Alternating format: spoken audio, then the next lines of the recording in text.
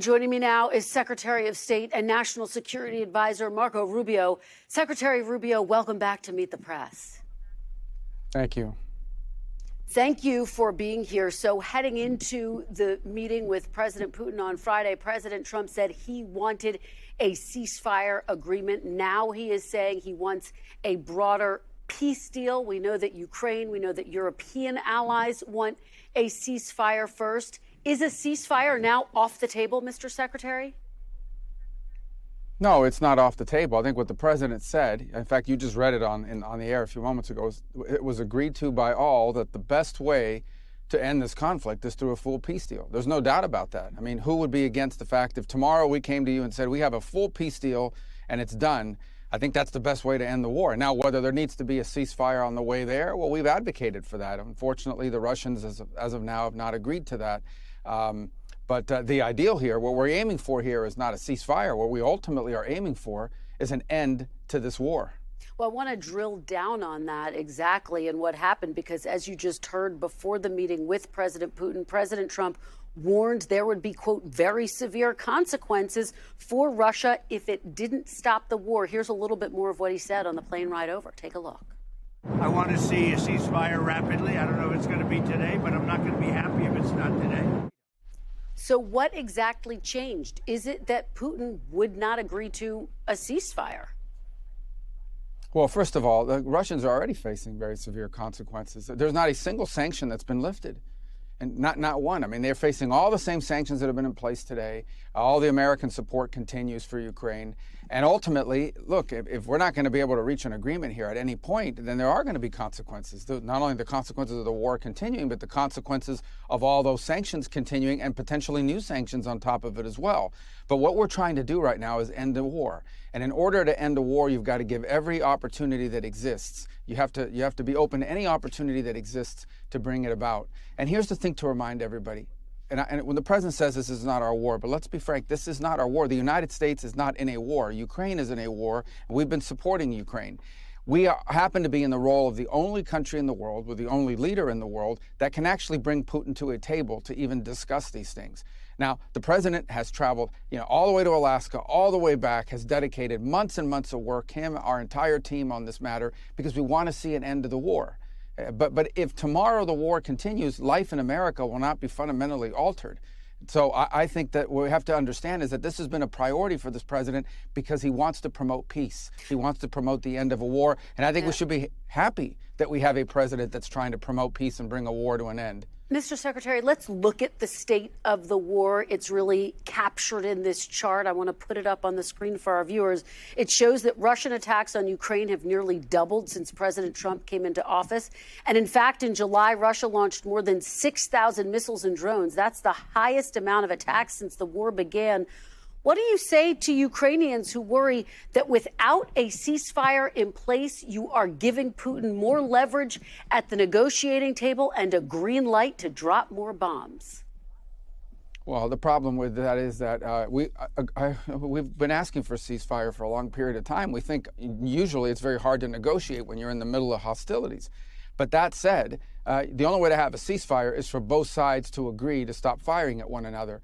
Beyond that, and the Russians just haven't agreed to that. Beyond that, I would say that one of the complications about ceasefires is they have to be maintained, which is very difficult. I mean, every single day we keep an eye on what's happening between Pakistan and India, what's happening between Cambodia and Thailand.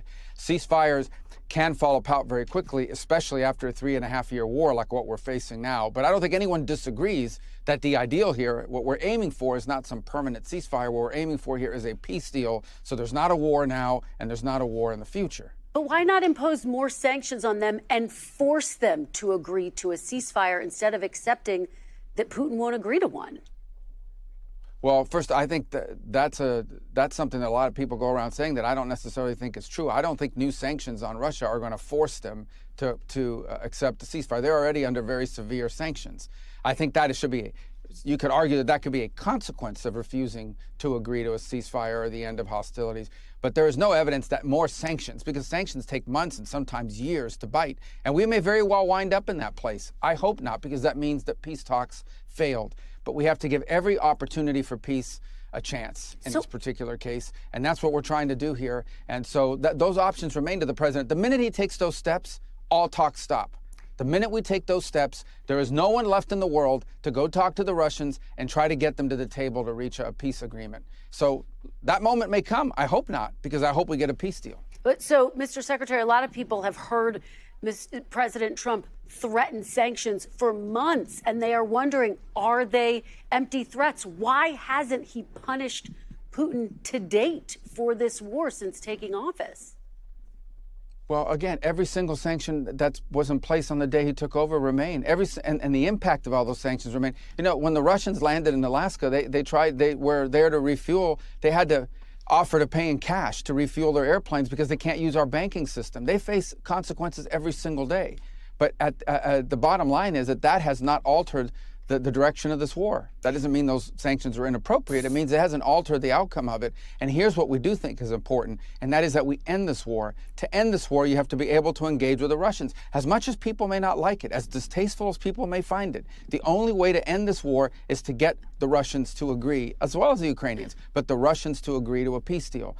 And the minute you issue new sanctions, your ability to get them to the table, our ability to get them to the table, will be severely diminished. That moment may arrive. But when it comes, what you're basically signaling is there is no opportunity for peace at this point. So just let's put on more sanctions and allow more people to get bombed and more people to be killed. And that's what we're trying to stop.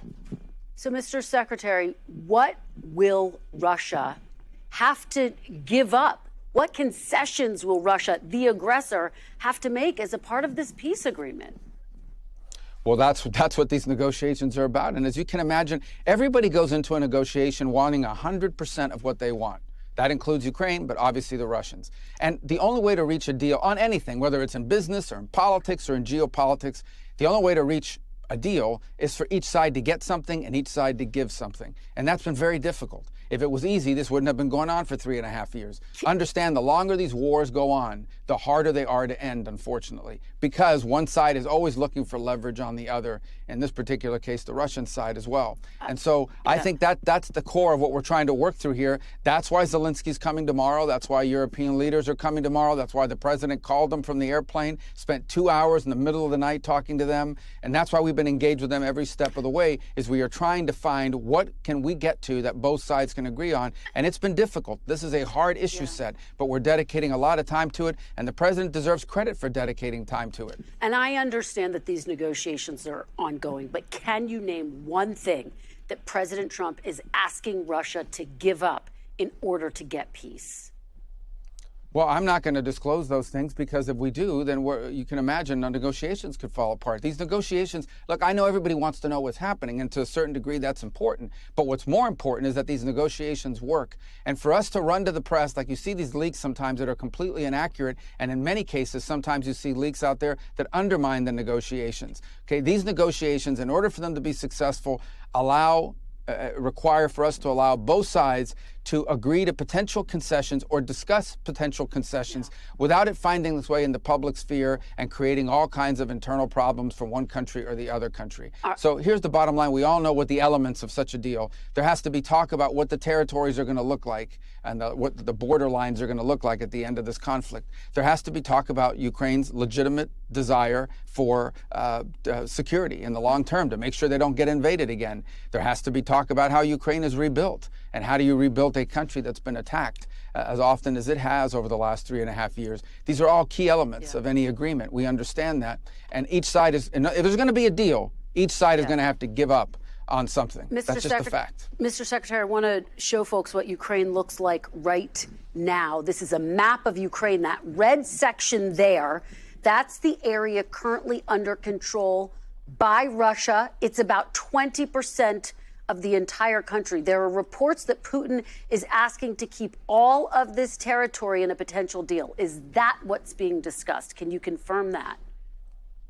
Well, I can confirm that he's given speeches in which he has said that repeatedly. So he's asking for that now in these private conversations? Well, look, ultimately, if the Ukrainians are not willing to give that up, and no one's pushing Ukraine to give that up, and so I don't think that's what. If there's going to be a peace deal, it's not going to look like that. But he certainly is making He's certainly making demands. He's certainly asking for things that the Ukrainians and others are not willing to be supportive of, and that we're not going to push them to give. And the Ukrainians are asking for things that the Russians are not going to give up on. I know this sounds, I know everybody wants to have more detail, but we're trying to have a serious negotiation here and see if we can find any middle ground between two warring parties in a very difficult war where the Russians feel, as they always do, like they have momentum on their side, and the Ukrainians have been incredibly brave in fighting back and in the defensive posture they've taken. The Ukrainians have inflicted a tremendous amount of damage on the Russians. I think last month alone, 20,000 Russian soldiers were killed in 1 month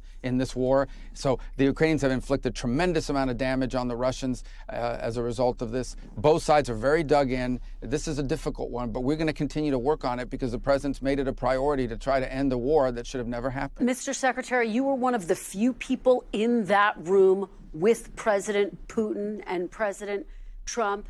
You got to look him in the eyes. Do you believe that President Putin believes in Ukraine's right to exist based on what you heard and saw?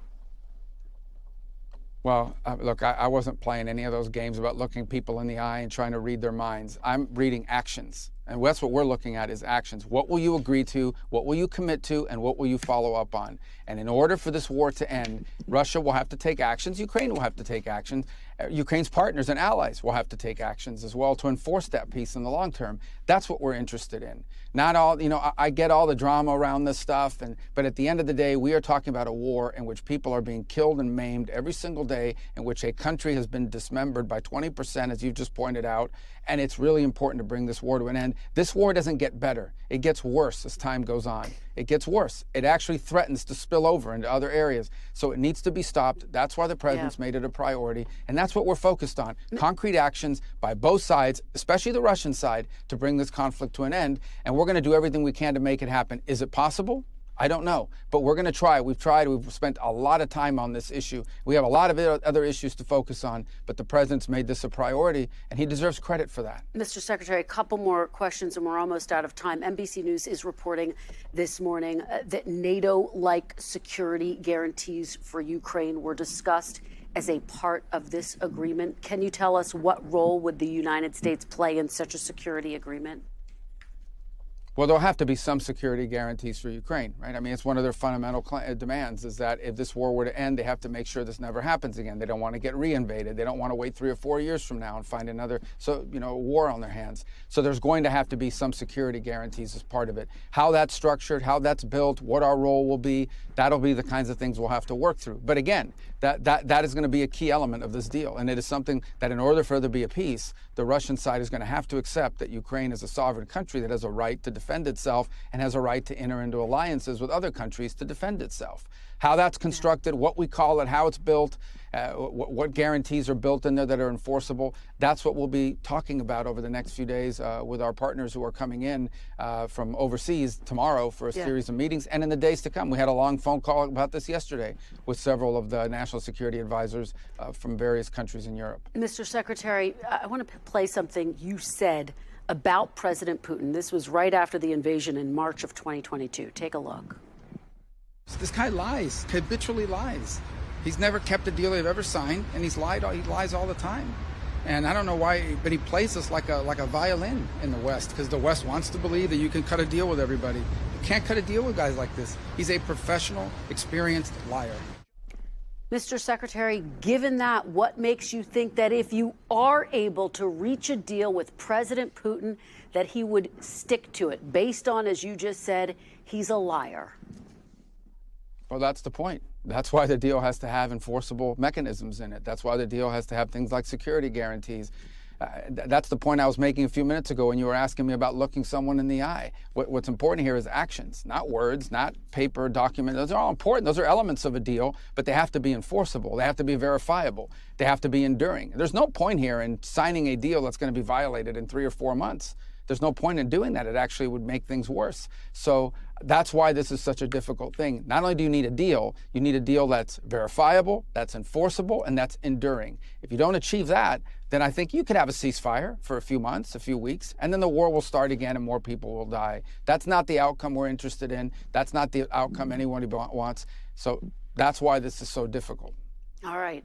Secretary of State Marco Rubio, thank you so much for joining us after an historic week. We really appreciate it. Thank you.